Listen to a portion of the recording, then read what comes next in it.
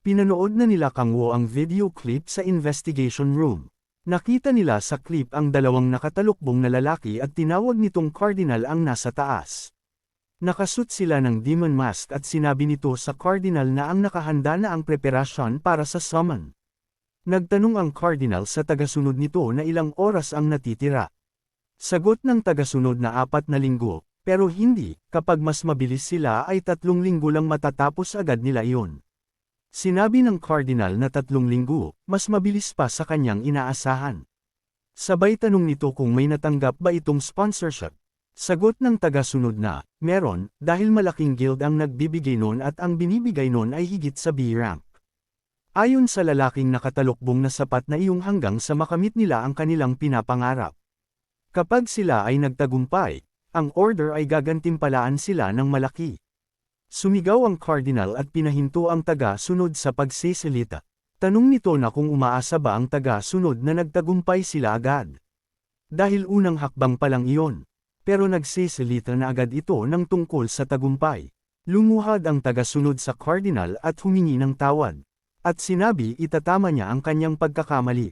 Inutos ng Cardinal sa taga-sunod na manahimik hanggang sa makumplito ang paghahanda sa pag-summon.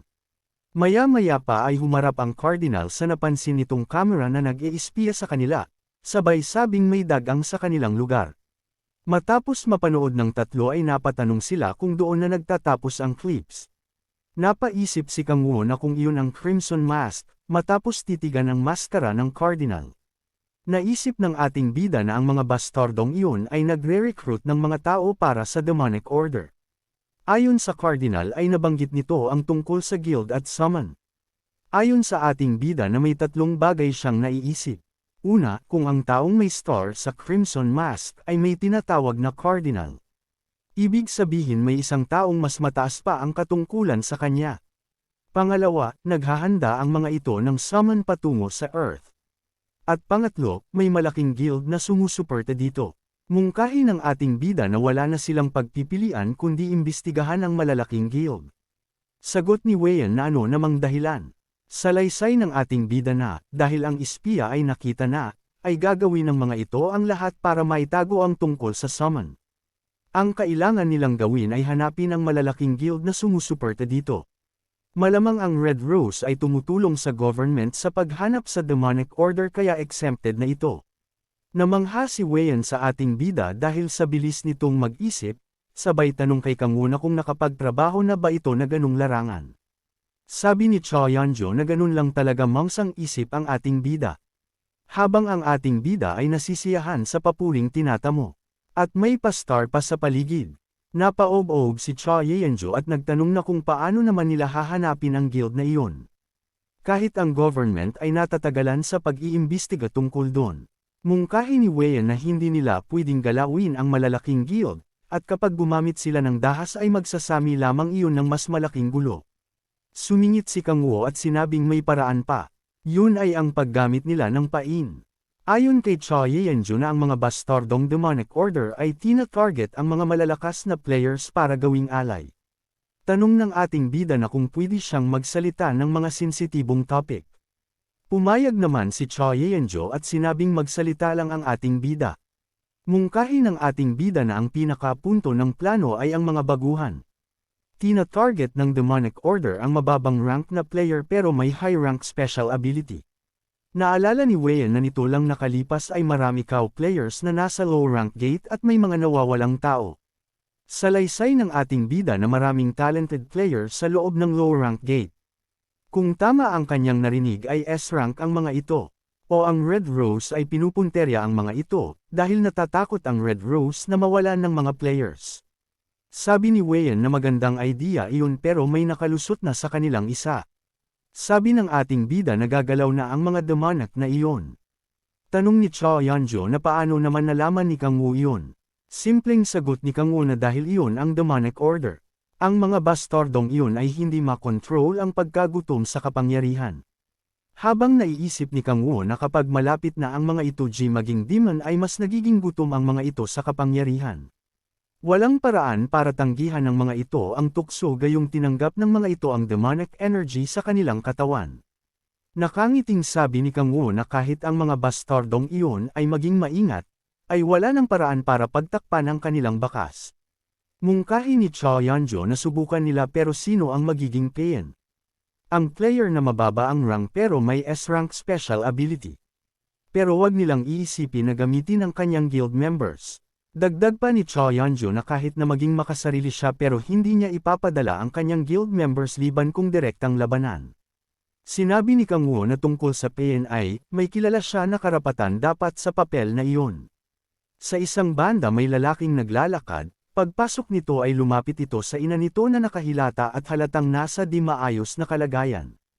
Nakaluhod si Sehon sa harap ng nakarete na ina, halata sa mukha nito ang labis na pag-aalala habang hawak ang kamay ng ina. Mula sa translucent window tanaw ni Kang Woo ang dalawa. Nasa taas siya hawak ang telescope upang malinaw na makita ang mag-ina. Naiiyak niyang tinitigan si Sehon habang nababagbag ang damdamin sa nakikitang pag-aalaga nito sa kanyang ina. Matapos ito agad niyang tiningnan ang kanyang cellphone at nakita ang bagong balita. Nagsimula na ang pain na ginagawa nila matapos maipakalat ang larawan ni Sehon at gamitin ito bilang pain.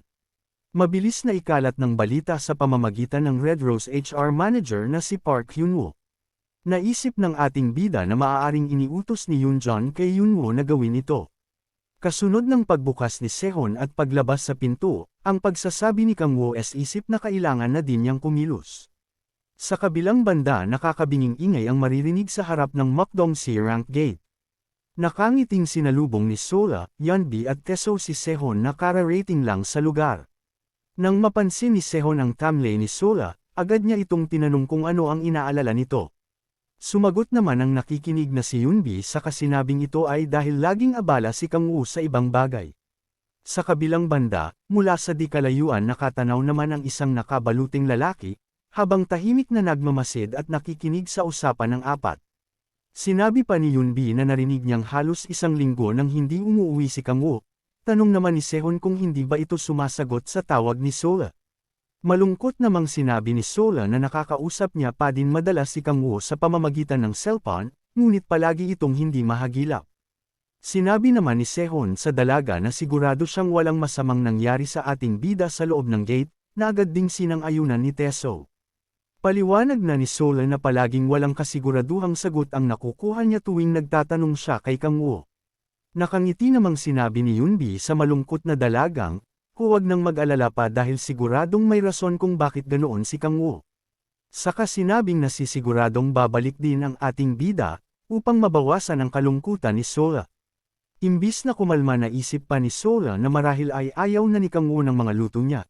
Dagdag pa nito na mukhang nakahanap na si Kang Woo ng ibang babae na magluluto para sa kanya. Napatawa naman si Yeonbi dahil sa narinig sa kamabilis na tinapik sa balikat si Sola. Sinabi ni Yeonbi na maaaring kabaliktaran ang naiisip ni Sola sa talagang nararamdaman ni Kang Woo. Dagdag pa ni Yeonbi na dahil nakatira si Sola at Kang Woo sa iisang bubong, maaaring nahihirapan si Kang Woo na pupigilan ang kanyang sarili, saka nakakalokong ngumisi. Agad namang sinaway ni Sehon sa pagsasalita si Yeonbi saka sinabi kay Sola na huwag intindihin ang mga sinabo nito. Tahimik naman ang dalaga na halatang napaisip dahil sa narinig. Nakangiti pang sinabi ni Sehon na naiintindihan niya kung bakit nababahala si Sola, ngunit payo pa nito na ang tanging magagawa lamang nila sa ngayon ay ang gawin ang lahat upang magpalakas. Ayon pa kay Sehon kung mabilis silang magiging malakas mas mapapadali din na makakasama nilang palagi si Kang Woo. Matapos marinig ito nabuhayan ng dugo si Sola na naikuyong ang kamao at halatang nagkaroon ng matinding determinasyon. Sabay-sabay silang apat na pumasok sa C-rank gate habang may pananabik. Sa kabilang banda nasabi naman ng lalaking nakasuot ng balute na nagawa, na ng apat na makapasok sa C-rank gate upang mag-hunt. Nang iangat ng lalaki ang tabon sa mukha tumambad ang napakapoging ngiti ng ating bida. Namamangha pa niyang nasabi sa isip na naabot na ng apat ang level 20 at na-awakened ang kanilang third traits. Matapos matanggal ang tabon sa mukha na pangiwi si Kang Woo nang maisip na matagal na siyang hindi nakakauwi. Alam niyang mahalaga ang misyon na ginagawa ngunit aminado siyang nasasaktan, kapag nakikitang nahihirapan si Sola dahil sa sitwasyon. Alam din niyang hindi lang si Sola ang nag-iintay sa kanya, dahil nasisigurado niyang lubhang mas mahirap ito para kay Echidna. Naiirita siyang napakapit sa ulo saka nasabi sa sariling, wala pa siyang maayos na kain at tulog mula nang magsimula ang misyon. Determinado siyang matapos ito sa lalong madaling panahon upang magawa ng makauwi, saka malakas na bum-antong hininga. Malalakas na Ethengal ang pinakawalan ng dambuhalang Monster Goblin, habang pasugod ito sa apat na determinadong player. Tanan ni Teso ang kanyang pananggalang masuri niyang ginagampanan ng role bilang tanker. Malakas niyang tinulak ang Goblin gamit ang shield upang bigyang daan ang main dealer na si Sehon. Mabilis ang ginawang pagsugod ni Sehon sa halimaw saka ginamit ang Aqua Dragon Sword Art, na mas lalong pinalakas gamit ang buff ni Sola. Animoy Dragon na nagliliwanag ang espada ni Sehon matapos gamitin ang Flying Dragon Strike sa pangalawang pag-atake. Napasukan ng dugo ang Goblin matapos matamo ang malalakas na atakeng ito mula kay Sehon. Malakas na Ethengal ang muling pinakawalan ng Goblin, saka ito dahan-daang bumagsak. Dala ang espada nakatayong nakatingin si Sehon sa halimaw, habang nasabi ni Teso na natalo na nila ang kalaban. May paalala namang sinabi ni Yunbi kay Sehon na huwag gaanong lumapit sa dambuhalang halimaw, habang si Sola ay tahimik lang na nakatingin. Minsan pang tinapik-tapol ni Sehon ang Goblin gamit ang paa, saka sinabing wala na itong buhay. Dagdag pa niya na tumaas na din ang experience na meron sila. Muling paalala naman ni Yunbi na hindi sila maaaring mawala sa focus habang nakikipaglaban sa kahit nag-iisang monster. Nasabi naman ni Sola na ang mga C-rank monster ay talagang malalakas. Dagdag pa ni Teso na hindi problema ang kahit linang lizardmen, ngunit ang tatlong halimaw na gaya ng napatay ay magiging mahirap para sa kanila. Hindi makapaniwalang nasabi pa ni Teso na talagang malakas ang ating bida dahil nagawa niyang mag-isang pabagsakin ang ganoon klase ng halimaw. Kumakamot na napatawa si Sehon saka sinabi sa mga kasamahang ngayon ay alam na nila kung paano mag-hunt ng mga trolls, sa loob lamang ng isang buwan.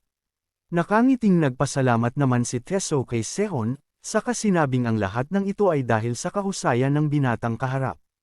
Ayon pa kay Teso alam niyang special si Sehon nung una pa lamang niya itong makita. Nahihiyang nakangiti naman si Sehon saka sinabing nag-i-exaggerate lamang si Teso. Ang mga sinabing ito no Teso ay agad na sinang-ayunan ni Yunbi. Dagdag pa nitong animoy bida sa isang karton ang datingan ni Sehon. Nahihiyang ibinalit naman ng binata ang papuring natagap mula kay Yunbi, saka sinabing nakamamangha din ang magic nito.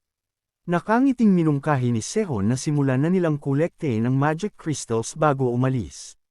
Mabilis naman ang pagsang-ayon ng mga ito, mungkahi pa si Sola na maaari ding nilang kolektahin at maibenta ang dugo malapit sa puso ng troll sa malaking halaga. Natutuwa pang sinabi ni Yunbi na si Sola na ang bahala sa pagkolekta ng dugo at sila naman ang bahala sa pagbenta. Masayang nagtatawanan ang mga ito habang ginagawa ang pagkolekta. Mula naman sa malayo, maingat na nakatago si Kang Wu habang pinagmamasdan ang mga ito mula sa telescope. Nagmamalaking nasabi ni Kang Wu sa sarili na isa siyang mahusay na guro, dahil sa achievement na nakikita niya sa harap. Malaki ang improvement ng 4 kumpara sa nakaraang paghunt ng mga ito. Mahusay nilang nagampanan ang bawat role at lahat ng galaw ay makabuluhan. Ayon pa kay Kang Wu na hindi siya sigurado kung kailangan pa ng mga ito ang kanilang tulong. Matapos makolekta ang magic crystals masayang nasabi ni Teso kay Sehon na kasalukuyan itong sumisikat dahil sa husay nito. Masaya namang ngumiti si Sehon bilang sagot kay Teso. Nagtawanan naman ang 4 matapos sabihin ni Yunbi na magiging mayaman na sila. Sa kabilang banda tumayo si Kang Wu habang tanaw pa din ang masasayang player. Inip na sinabi ni Kang Wu na dapat ng kagatin ang inihain na pain dahil halos 1 linggo na ang nakakalipas. Nasabi pa niya sa isip kung hindi ba ito kakagat sa pain, o talagang nagiging mapagtimpi lang at maingat ang mga ito. Dagdag pa ni Kang Wu na bilang isang nagmula sa hell alam niya kung gaano kabilas mauho sa kapangyarihan. Bahagya siyang umupo sa lupa saka nasabi sa isip na imposibleng hindi pa naririnig ng mga ito ang balita tungkol kay Sehon. Dahan-daang ibinaba ni Kang Wu ang telescope na hawak saka inilapat sa lupa ang palad, at ginamit ang demonic power na authority of sight. Gamit ang kakayahang ito nakikita ni Kang Wu ang buong lugar kahit gaano pa ito kalayo. Panay trolls ang nakikita ni Kang Wu habang masusing sinusuyod ang lugar. Natigilan naman siya nang makuha ng 2 lalaking nakikipaglaban sa trolls ang kanyang atensyon. Mahusay at mabilis na pinagpapatay ng mga ito ang kalaban na trolls at hindi man lang pinansin ang mga magic crystals na mula dito.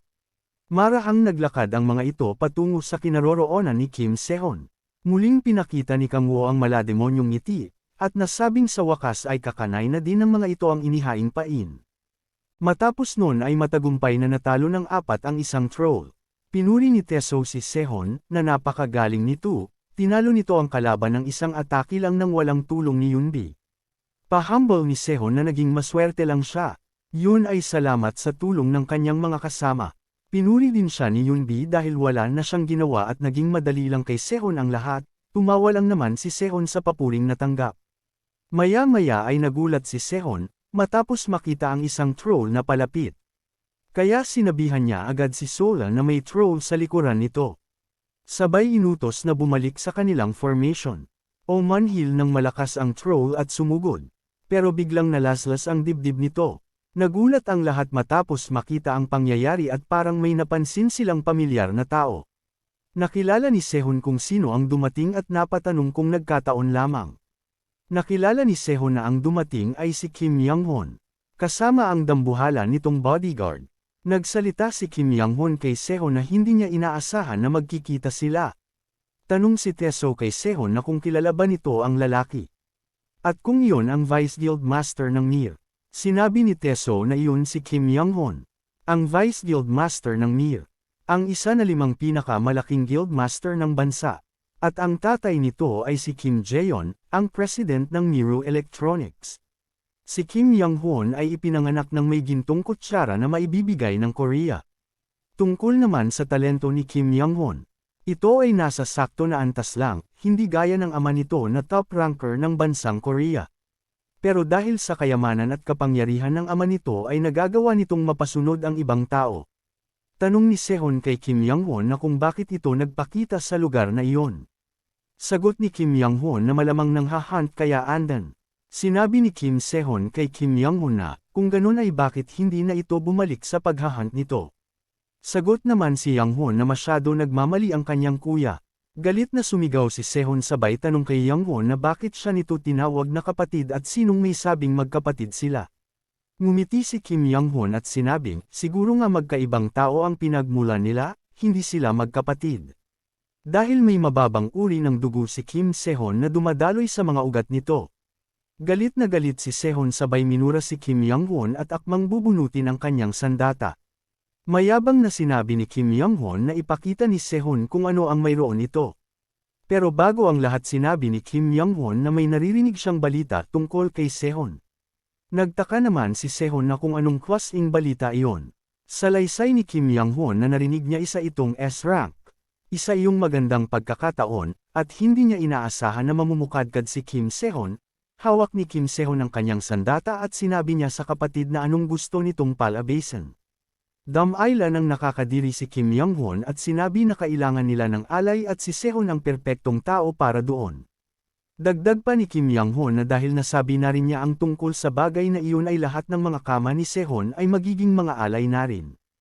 At nakakasigurado siya na nahit niya ang jackpot, napatanong na lang si Sehon kung ano ang sakripisyo. Kinabahan si Teso kaya pinapante niya si Sola sa kanyang likod. Habang nakatingin si Kim Young-hon kay Sola ay sinabi nito na ang dalaga na nasa likod ay hindi niya gagawing ala. Sabay damaila ito na takam kay Sola, balak niyang pagsamantalahan. Matapos marinig ni Sehon ang mga sinabi ni Kim Young-hon ay galit na galit itong umatake kay Young-hon. Nang tatama na ang atake ni Sehon ay mabilis lang nasalag ni Kim Young-hon ang taking iyon. Kaya napa-atres palayo si Sehon. Nagtaka si Sehon at napaisip na paano nagawang sanggahin ni Kim Young-hon ang atake niya sa ganong kaiksing distansya. Aatake na sana ang dambuhalang bodyguard nito pero pinigilan ito ni Kim Young-hon. Ini-activate ni Kim Young-hon ang kanyang skill na Absolute Defense Mode. Umatake si Young-hon kay Sehon habang tumatawa ng parang siraulo. Habang tumatawa ay sinasabi nito na nasaan na ang fighting spirit na ipinakita ni Sehon sa simula pa lang. Habang inaatake nito si Sehon ay kasabay ng pagtatanong kung bakit ito tumatakbo. Dagdag pa nito na ilabas ni Sehon kung ano ang meron ito. Patuloy lang naman sa pagsangga si Sehon. Nagkaroon ng opensa si Sehon at akmang atakihin na si Kim Young-hon, pero kaagad nasangga ng siraulong Kim Yang-hun. Matapos nun ay nawala sa depensa si Sehun, kaya binigwasan siya ng isang sipa sa tiyan ni Kim Yang-hun at tumilapon sa malaking bato. Nag-alala ang mga kasama ni Sehun sa kanyang tinamo. Lumapit si Yang-hun habang sinasabi na gumagalaw pa pala si Sehun. Napagtanto ni Sehun na hindi si Kim Yang-hun ang kumikilos kundi ang sand at ang hawak nito ang kumikilos para kay Kim Yang-hun. Parang may sariling pag-iisip ang espada na kumikilos mag-isa. Pangungot siya ni Yang-hun kay Sehun na ang isang may mababang uri ng dugo at dapat alam kung saan lulugar. Sa isang banda ang Miro Electronics ay nakalikha ng special system na sa kanilang technology. Ang system na iyon ay inilagay sa kagamitan na kayang mag-detect ang atake ng kalaban, at kayang kontrolin ang galaw ng user para kusang dumipinsa sa atakeng parating. Galit na tinawag ni Kim Yang-hun si Sehun na kaawa-awang insekto. Sinabi nita na alamin ni Sehun ang lugar nito, sabay atake kay Sehun. Nang akmang tatamaan na ng atake si Sehun ay dumating si Teso para sanggahin ang atake ni Yang-hun. Tanong ni Yang-hun na saan naman nagmula ang puro muscle na ito. Nang inig si Teso sa impact sa kanya ng atake ni Yang-hun. Sinabi ni Teso na hindi niya alam kung anong relasyon mayroon si Yang-hun kay Sehun. Pero hanggang naroon siya ay hindi niya hahayaan na lapitan ni Yang-hun ng daliri si Sehun. Itinulak ni Teso ng napakalakas si Yang-hun para mapa-atras. Pero kahit na anong tulak ni Teso ay pakiramdam niya na hindi man lang siya napapagalaw ang kalaban. At pakiramdam niya na parang wala siyang tinutulak. Nagulat si Teso matapos makita na may nakapalibot na barrier sa katawan ni Kim Yang-hun. Pangungot siya ni Yang-hun na anong ginagawa ni Teso. At sa palagay ba nito na may magagawa sa kanya ang basurang pananggalang nito? Habang naka-activate ang Absolute Defense Suit, ay kasunod nitong inactivate ang Magic Force Field ng suit. Kaya sumabog ito at tumilapon si Teso pataas ng ere at bumagsak sa bato. Pagyayabang pa si Kim Yang-hun na manahimik muna si Teso sa isang tabi dahil isusunod niya ito pagkatapos niya sa kanyang kapatid. Nadismaya si Kim Yang-hun matapos makita na naghahanda ng pag-atake si Kim Sehun. Matapos e-heal ni Sola si Sehun ay ginamit nito ang kanyang skill na Aqua Dragon Sword Art, 5th move. Tumalon si Sehun para umatake kay Yang-hun, kasabay ng paglabas ng malaking asul na dragon, ang Tempest Dragon Advent ni Kim Sehun.